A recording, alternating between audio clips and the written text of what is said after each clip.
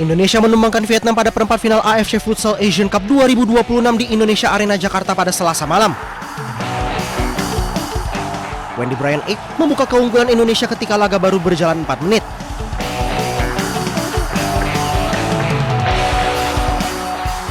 Tujuh menit berselang, Ardian Syahnur menggandakan keunggulan tim tuan rumah memanfaatkan umpan dari Rio Pangestu.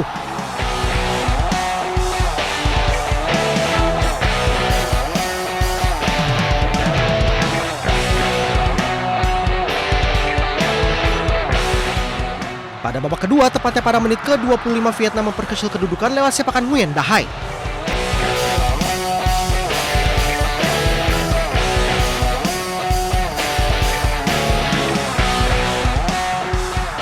Namun pasukan Hector Soto kembali menjauh lewat sontekan dari Reza Gunawan 1 menit kemudian.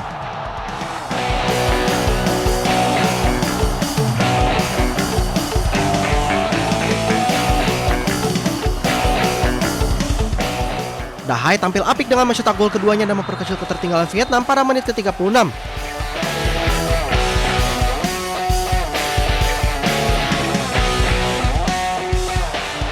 Namun itu tidak cukup karena pada akhirnya Indonesia menang 3-2 atas Vietnam dan lolos ke semifinal.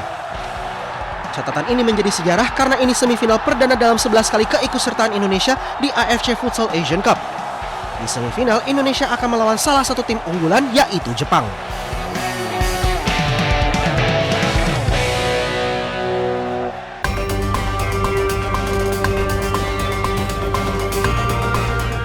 Kebakaran besar menghanguskan pasar Jenat Bazar di Teheran bagian barat. Kepulan asap tebal membumbung di atas toko-toko yang hangus terbakar. Petugas pemadam kebakaran terlihat berdatangan dan berupaya memadamkan api. Area pasar seluas 2000 meter persegi ini sebagian besar terdiri dari toko pakaian. Ledakan kecil terdengar akibat tabung dan alat penyemprot yang disimpan di dalam pasar yang sudah terbakar. Ketika tim penyelamat tiba di awal kejadian, seluruh atap dan dinding telah runtuh. Belum ada laporan korban jiwa akibat insiden tersebut, dan ditekankan bahwa operasi sepenuhnya terkendali dan tidak ada bahaya penyebaran ke daerah lain. Meski demikian, belum diketahui pasti penyebab kejadian ini.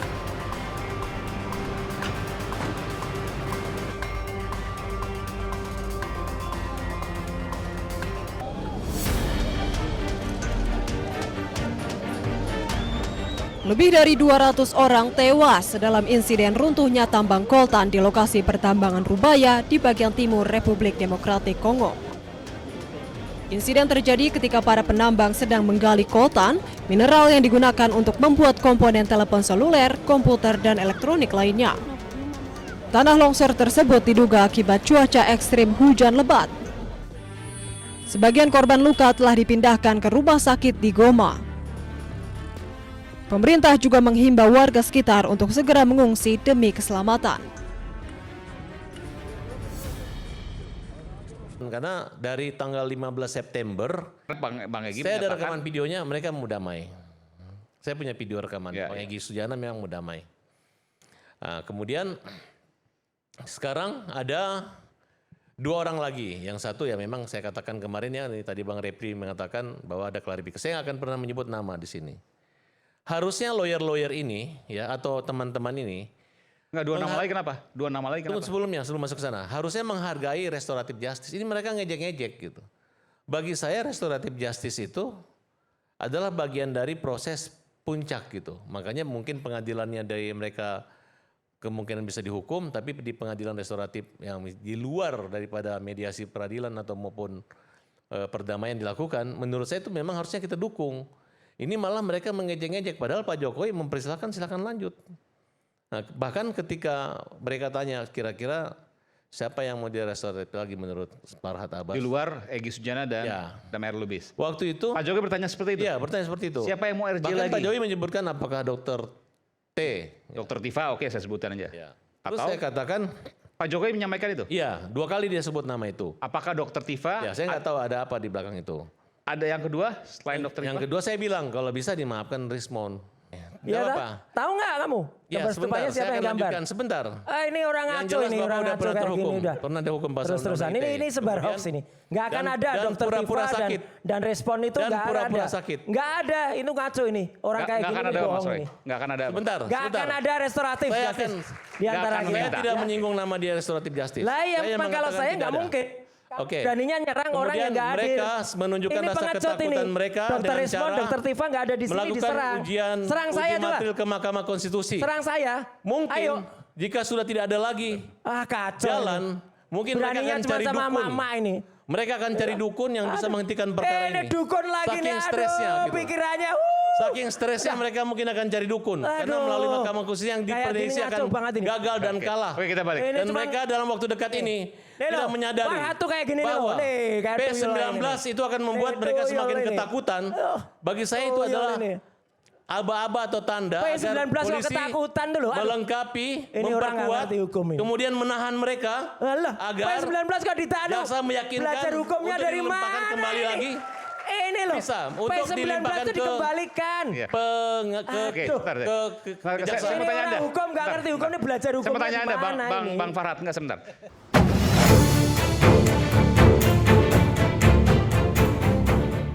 Persidangan yang dipimpin oleh Ketua Majelis Hakim Ahmad Satibi menghadirkan 3 orang saksi dari pihak tergugat. Di mana 2 orang saksi merupakan teman Jokowi saat menjalani program KKN, sementara 1 orang saksi lain merupakan anak kepala desa di tempat Jokowi melakukan program KKN saat berkuliah. Sidang diwarnai hujan interupsi dari pengacara tergugat. Kuasa hukum tergugat memprotes keras pertanyaan dari pihak penggugat yang dinilai melenceng dari substansi materi sidang. Yang dia monitor dari keberatan. Nadanya yang menyudutkan kepada saksi ini. Etikanya gimana? Saya tidak melanggar. Silakan. Keras karena pertanyaan yang disampaikan sebenarnya tidak substansial. Tidak substansial, semisal ada tidaknya listrik dan seterusnya itu kan bukan substansi. Yang substansi dalam hal ini adalah bahwa benar Pak Jokowi sebagai salah satu anggota kelompok peserta KKN dari UGM pada tahun 1985 yang dilaksanakan antara bulan Maret sampai Juni di Desa Ketoyang, Kecamatan Wonosegoro, Kabupaten Boyolali. Substansinya adalah itu. Dinamika saja, kalau saya lebih mencubit itu kepanikan karena kita bisa melanjani saksi. Kan sepanjang saya tidak dilarang, tidak ditegur palu oleh hakim, itu hak kami. Kami juga tidak menginterupsi rekan kami Pak JP Irfan. Secara pribadi saya tidak ada masalah dengan Pak JP Irfan. Usai mendengarkan keterangan saksi, sidang pun ditunda dan akan dilanjutkan kembali pekan depan dengan agenda mendengarkan keterangan saksi ahli.